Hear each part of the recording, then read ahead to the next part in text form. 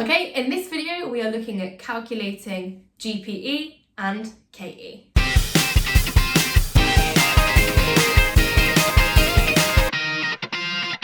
So, sometimes in your GCSE you will be asked to calculate the amount of energy that has been transferred to either something's gravitational potential energy store or its kinetic energy store.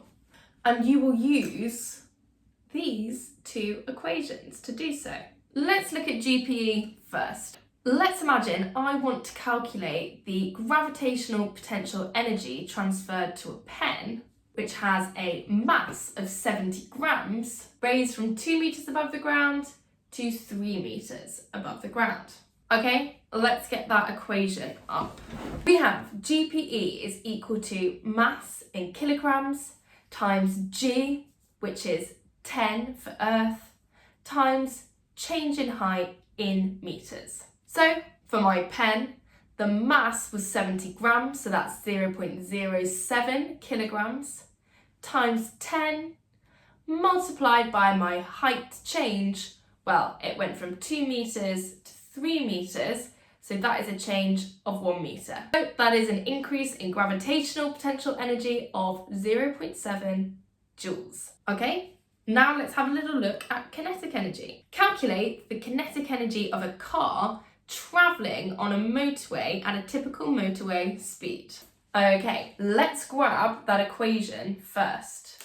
Kinetic energy is equal to a half multiplied by mass in kilograms multiplied by v squared, which is my velocity squared. So for a car on a motorway, I need to estimate its mass, and that is going to be roughly 1,000, and I'm going to estimate its speed, and I'm going to say it's travelling at 30 meters per second. So we have a half times 1,000 times 30 squared gives me 450,000 joules of kinetic energy. Now, often we are going to use these two equations together.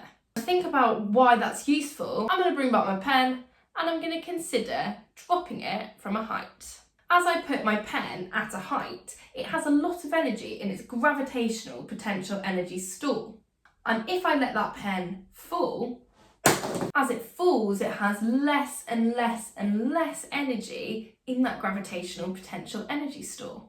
But energy needs to be conserved. So where does all of that initial gravitational potential energy go? Well, as it falls, my pen gets faster and faster and faster. So the gravitational potential energy that the pen is losing is being converted into the kinetic energy of my pen. And if I raise my pen to a higher initial height, giving it more initial gravitational potential energy, then it should have more kinetic energy at the bottom. So we can say that the gravitational potential energy lost by an object is equal to the kinetic energy gained by that object. Apart from the fact that some of that gravitational potential energy is usually converted to heat too. Let's have a look at an example of combining these two equations.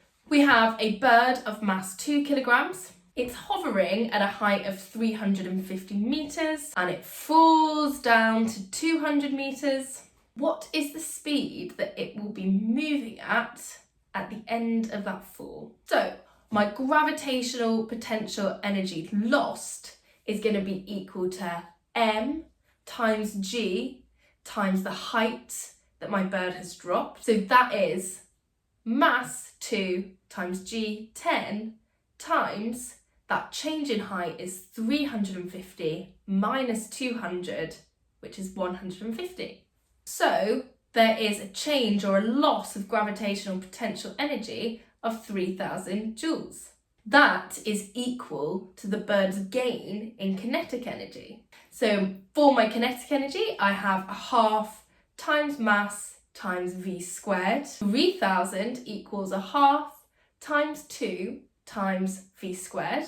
Therefore, v squared is 3,000 divided by a half times 2, and therefore v is equal to 54 meters per second. Okay, hope you found that useful.